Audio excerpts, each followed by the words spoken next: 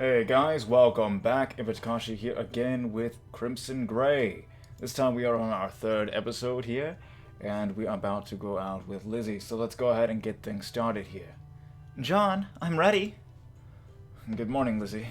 Did you sleep well? Oh, I didn't sleep. Let's go. She practically dragged him down the street, apparently heading for the bus station.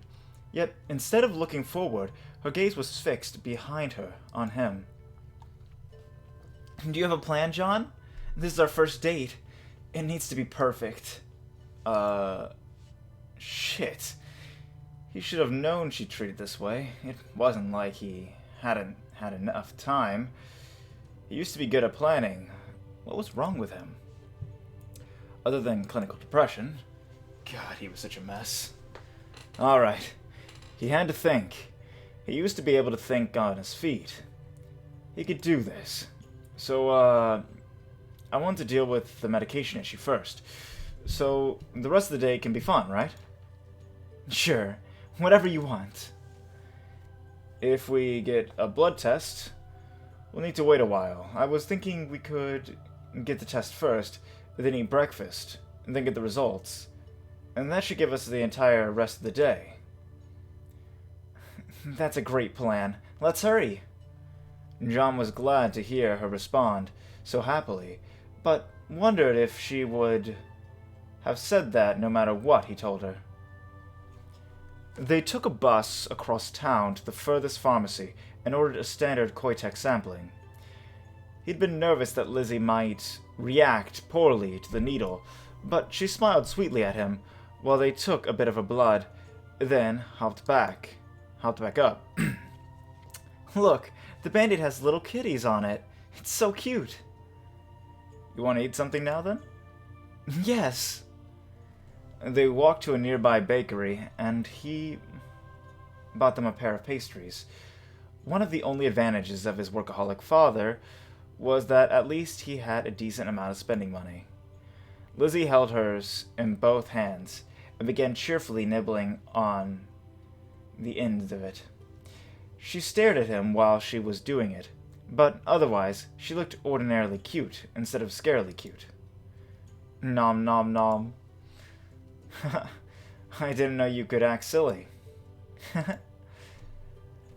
I don't hear you laugh very often. You usually look so sad, and that makes me sad too. And like that, his good mood crumbled. I know. I'm always ruining everything.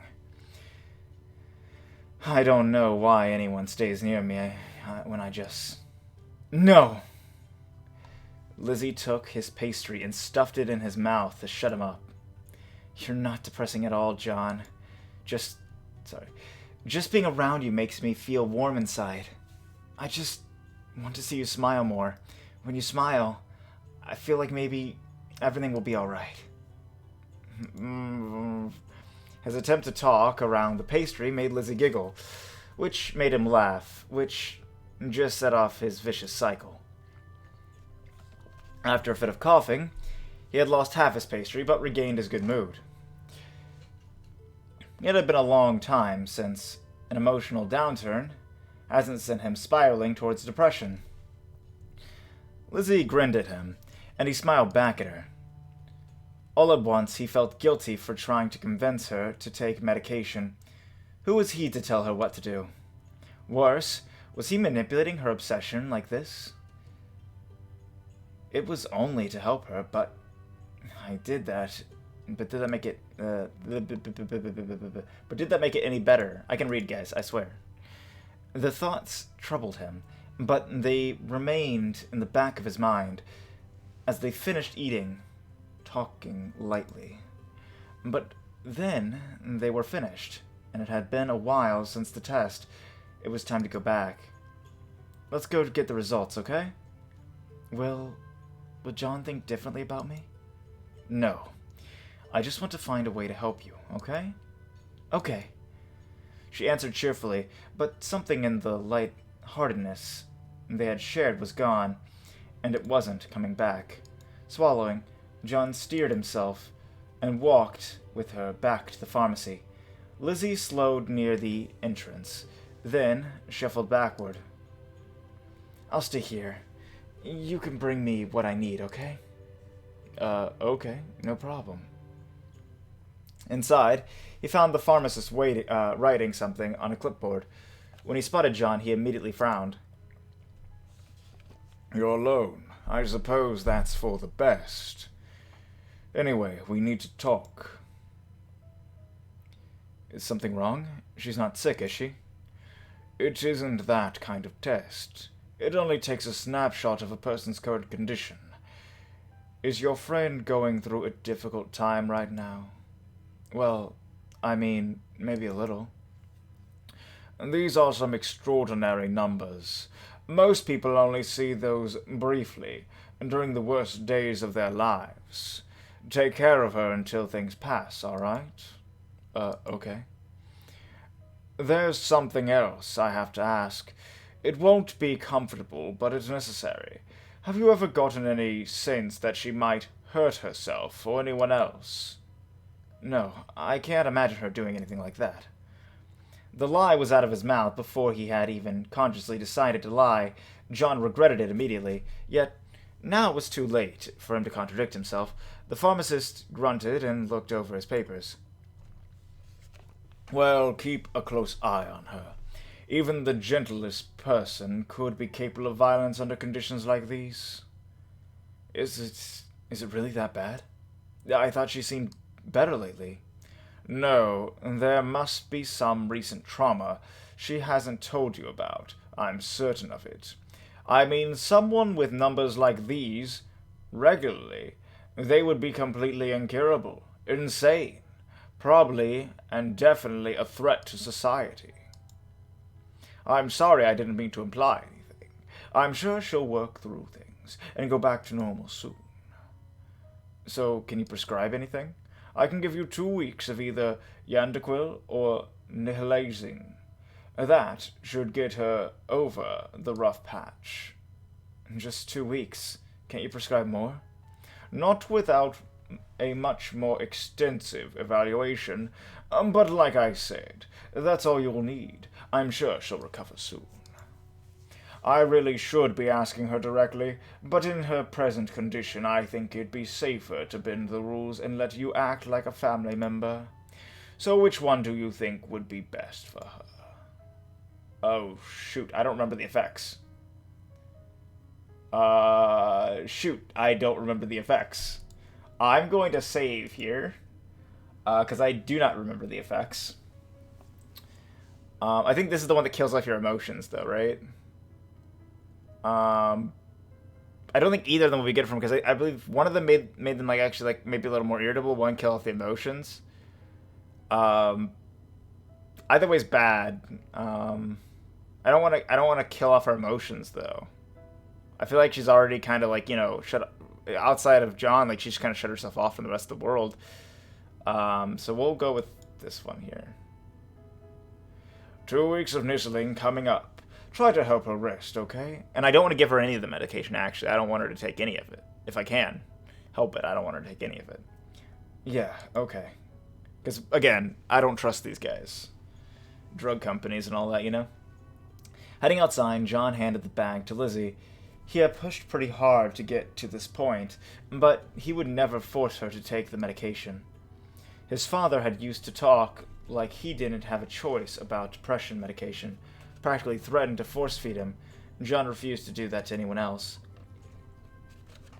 But Lizzie didn't make any issue of it at all. Smiling at him, she opened the bag, shook out one of the pills, and swallowed it without even taking a drink. She'd given the label a careful look, though. Okay. I hope you can love me now, John. God damn it, John. God damn it, John. Why you gotta do this to her? You gotta make her think that she has to take pills to love you. Come on, man. Okay, at least he's saying that. Okay, good. Lizzie, no. I never meant anything like that. Please don't. That didn't taste bad at all. So, can we go on our date now, John? Can we? He wanted to go back to what she had said, reassured that he meant nothing wrong by it, but his words stuck in his mouth. Maybe on some level he did mean to force her, Maybe he was repeating everything that had been done to him. But with Lizzie smiling at him like that, he couldn't fall too far into depression. Instead, John smiled back and gestured for her to follow. Without any great ideas, John thought they should go to the park. Their town had a pretty nice park, and it was usually empty at this time of day. His friends always said that a movie was the best first date, but he suspected they mostly wanted to try to cop a feel. Besides, he was worried Lizzie would end up watching him instead of the movie. In the park, Lizzie happily skipped along the path, often looking back to him, but at least looking at a lot of other things as well. As he watched, he realized that she was definitely calmer than usual. Her sweet cheerfulness seemed natural, not manic, and she even smiled at people that passed them sometimes. Could it really be the Nestle? With him, Paxotine had taken weeks to work, and whether or not it actually helped had been really unclear. Then again, Lizzie was her own case. Of course, it took more than drugs to cure serious conditions. He knew that all too well. As Miss Smith had said, therapy was also an important component of recovery. Hers had certainly helped him a lot. The third main component was a social support network, and there he completely failed to take her advice. He still spent most of his time alone or in meaningless old relationships. But hey, now he was walking in a park with a girl his age. Maybe things were looking up. And for once in his life, things went his way. Lizzie was happy to eat fast food for lunch and didn't even try to feed him anything. Afterward, he was pretty much out of plans, and Lizzie didn't want to stop. Fortunately, she was happy to drag him around town to see random things. In a way, he was grateful for that. He had spent all of his energy for making decisions during the morning. It was easy to just glide along in her wake. In that way, she was a good match for him. When the sun started setting, John was actually surprised. Had the day really passed by that quickly? He could barely drag himself through a lot of weekends. This was a welcome change. Holy shit, is that John? With a girl? Hey guys. Oh, is that the crazy chick you told me about? Oh yeah, that's definitely her. Are you that desperate, John? Given how of a sad sack he's been lately, I'm pretty sure he is. Do any of you have girlfriends? You guys talk so much shit. Just leave Lizzie out of it, okay? Oh, fuck you, John. If she wasn't crazy, you could never get a girl as cute as her. She's hot. I don't get why she's with you. Yeah, this really doesn't make any sense. John, are you going to cry? Better not, or she'll realize how pathetic you are. His positive mood had completely gone. He knew he should check to see how Lizzie was taking the mocking, but it was the most he could do not to fall into a mire of self-hatred. As always, he felt like he should be stronger than this, less emotionally fragile, and that just added to his self-hatred. If it had been anyone else, he might have crashed completely, but he knew these guys, and he was at least familiar with their attitudes. John pulled himself together and faked a smile at them. Sounds like sour grapes to me. You all have fun with each other, okay? Come on, Lizzie, let's get out of here. His classmates just scoffed. John considered taking Lizzie's hand and pulling her away, but worried how she would react. And after a moment of hesitation, it was too late. Listen here, you piece of... Without warning, Lizzie stepped past John and directly into his classmate's face. He caught a glimpse of her, and she seemed strangely focused. Then he could see only the back of her head. John is a good person. Holy shit, she's practically humping you. You shouldn't say unkind things about good people. Her voice sounded sweet, but his classmates took several steps backward. John was suddenly very grateful that he couldn't see her face. "I've had a nice day today. I hope you all have a nice day too." "Fuck this! We're out!" They scrambled just barely slow enough that they weren't running away. Lizzie stayed exactly where she had been standing, entirely still. John wanted to say something, but his mouth was too dry. "Let's keep going, okay, John?" "Sure." But they hadn't gotten far before John realized that he couldn't follow up on that. He had pulled himself together long enough to walk away, but now he had nothing left. It was all too much. He wasn't usually outside and in the public this much. And though being with Lizzie wasn't bad, he wasn't stable enough for this much interaction. "John, are you okay?" "I'm tired. I think I need to go home." Is something wrong? Did I do something wrong?" He could hear the tremor in her voice, knew she needed affirmation, but the apathy was choking him to death. He had no energy for anyone else, no energy for anything but getting back home, curling up and wishing he was dead. Somehow he said goodbye, found the bus, and got all the way back home. The events passed like he was suffocating in gauze. The world around him too unreal to have any effect. Maybe he should have reassured Lizzie, but it didn't matter. He was an idiot for thinking he could help her. Nothing he did mattered. Damn it, John! Get out of this rut. Get out of it. I know it's not that easy, but you need to get out of it. You need to. And I know you will. You will. Trust me. I know you can. You can do it, John. Sunday was a miserable slog through every second. John gave up on accomplishing anything whatsoever and just lay in bed feeling worse about himself. He fell asleep early and woke up in the early morning, not feeling better. That was impossible after a day of wallowing in himself, but suddenly his energy was back, and he needed it, because he hadn't accomplished anything he needed to do over this weekend. He sat to working feverishly on Monday's homework. By the time he needed to go to school, his eyes were gritty and his good mood was gone, but he was ready, high-functioning. John sighed and headed to school. He hadn't gotten very far before, without warning, Lizzie was walking beside him. "Good morning, John." "Morning. Are you all right, Lizzie?" "I spent yesterday thinking. I've come to some conclusions." "So, what did you conclude?" "For such a long time, the most I could imagine was being near you, talking to you. But now that's not enough. You have to be protected. I have to do it.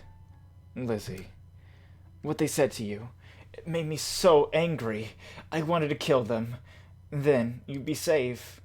"Wait, you didn't?" "No, I didn't.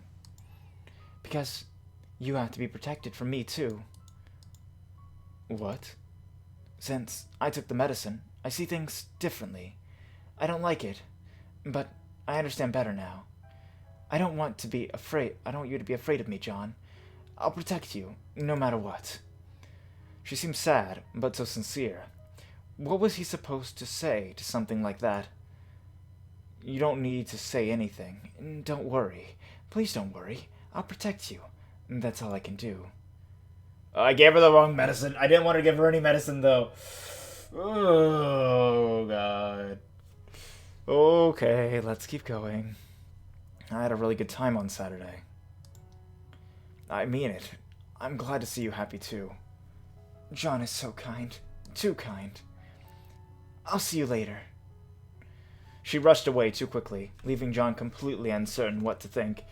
In some ways, she seemed more stable, yet that wasn't a complete comfort. Lizzie was still carrying her knife. You know, if her knife is that visible, then wouldn't that cause a problem at school? On Tuesday, John and Lizzie ate lunch together, as if everything was normal, and in some bizarre way, it really was. Perhaps due to the medication, she seemed so much more stable than before. She was sweet and kind at all times, always considerate and affectionate. Yet, there was the occasional moment when he saw a hint of something feral in her eyes. He worried about what she would be capable of, if she thought it was necessary. But all in all, John was happier than he had been in a long time. His classmates even stopped messing with him about Lizzie, though he wasn't sure if it was because she seemed normal or because they were afraid of her. Yet he wasn't. Not really.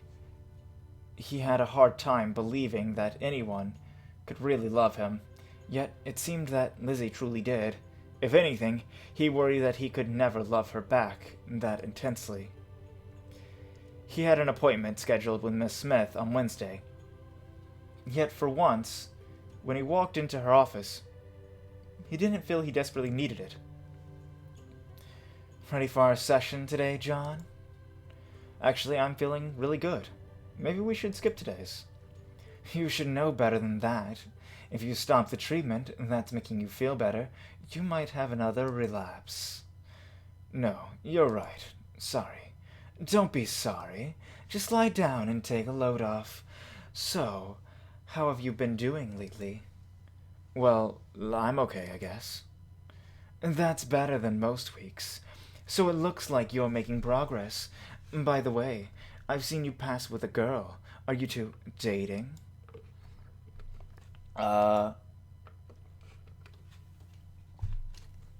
You know it. Ya boy. There's only one option here, my lads. Of course. We'll admit it. What do we have to hide? We got pride. Alright, let's go. That's probably good for you. You need more relationships. But I have to ask, have the two of you been intimate? What? How can you ask that? I'm not teasing you. This is a very serious question. You'd better not be leading up to giving me a lecture about safe sex or abstinence or anything. So, should I take that as a no?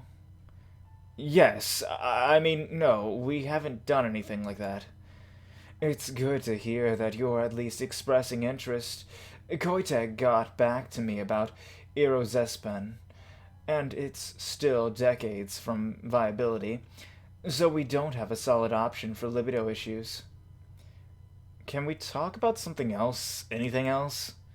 Sorry to make you uncomfortable, John, but I do need to be concerned about your welfare in all respects. To that end, I need to ask one more question. Has the girl ever displayed any strange behavior, erratic tendencies? Alright, let's be defensive, boys. What kind of question is that?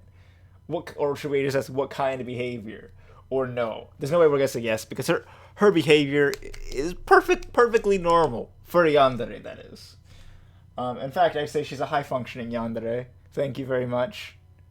What kind of behavior? Well, for example, fixations bordering on serious OCD, maybe violent tendencies, mood swings. Those are pretty specific symptoms. Is something wrong? No, just covering the bases. I can't believe you think that kind of thing about Lizzie. I'm not being rude, John. This is important, you see. I looked up that girl's records, and to my surprise, I actually knew her mother. You knew Lizzie's mother? Yes, Abby Doss. Took part in one of our early clinical trials. Yeah, where you poisoned her. Well, poison, not necessarily poison, but mess with her. She was one of the women who had to be removed from the study when we learned that they had lied about being pregnant at the time. Plus, I thought she displayed addictive tendencies. I understand she began abusing prescription painkillers later in life, too. The poor girl probably had a hard childhood. So anyway, I hoped that the girl turned out all right. Any drugs taken while someone is in utero can have a permanent long-term impacts, so I'm glad the girl turned out normal. Moving on, you seem so much better. I assume the issue of emotional grayness took care of itself? Yeah, of course. Miss Smith seemed so positive he couldn't bring himself to tell her the truth, because despite the general improvements in his life, That aspect had not. Lizzie was a single spot of color in his world, but the rest was even grayer than before. The rest of their session passed in a gray blur. When it was over, John was in a strange mood. He felt a little better, but not much. Usually after a therapy session, he floated in an empty tranquility, but now his mind was racing. He, He impatiently sat through his next class, but his mind was on what Miss Smith had said about Lizzie's mother. Could that be part of the reason for her instability? When he had a free period, John headed straight to the library and tried to look up past incidents. It was hard to find information on Koitek's old trials, but when he eventually gave in and looked at the microfilm, he actually found some relevant articles. He knew that Lizzie had been born in 1972. Okay, so this story must be taking place in the past, because they're in high school right now. She was born in 1972. This must be taking place like in the late 80s. So this is probably taking place like late 80s. If they're seniors and older seniors, they could be 18. So it could be also 1990. But yeah, wow, they're actually just a little bit younger than my parents. That's a little weird. That's a little weird. Skim back around the time she had been born. He actually found the birth announcement in the local paper easily. But for the rest of he was left searching aimlessly through shitty local articles. And then, all at once, it was easy. And there was a series of articles that took his research for a boring whim to something that had him on the edge of his seat. Apparently, before it was called Koitek, the company had been called Pharmavax. They'd rebranded after a series of drug recalls had ruined their reputation. John sat back, unable to read any further. Was that really the explanation? It felt so cheap. It was easy to presume that Lizzie's mother had been involved in one of the recalled Pharmavax trials, and her unborn child must have suffered the consequences. Could that really have been have unbalanced Lizzie this way? If so, that meant that this was no phase she was going through. If her early development had been altered, she was probably this way for life. Yet, the second emotion he felt was anger. Anger that Miss Smith, or anyone else, could think Lizzie was just some freak chemical accident. It was too much, like the scorn that had been heaped on him for his depression. Whatever her problems, Lizzie was a person who deserved respect. Help, but respect before anything else. Depression quickly followed on the heels of his anger. Unable to deal with any more of those thoughts, John walked out without even replacing the microfilm. He drifted through the rest of the day, still stewing over what he'd learned. At times, he could almost convince himself that this was a good thing. If drugs had unbalanced Lizzie, maybe they could balance her. Dude, this is the same company that caused this in the first place. He could almost imagine them together, helping each other, maybe even getting married. When she passed him in the hallways, her eyes lit up, not in mere elation, but with a burning intensity. And in that moment, John was sure that Lizzie couldn't be cured. The question was, did he want her to be? And I think that's actually a fantastic point to end this episode. Well, I hope you enjoyed it as much as I did, guys. We got a lot of stuff going on actually here. Just a lot. So, Lizzie's mom was part of some clinical trials by Koitek, or Pharmavax, as they were called once, and they totally messed her up. So yeah, again, I don't trust Koitek at all. That's just my stance, and by extension, I don't trust Miss Smith. So, we'll just have to see exactly how far things go. Anyhow, guys, I hope, again, that you enjoyed it. I really appreciate you guys watching and enjoying me on this venture here with all these different Yandere stories. Again, 8 likes for the next episode. Love you guys, and I'll catch you in the next one. Laters.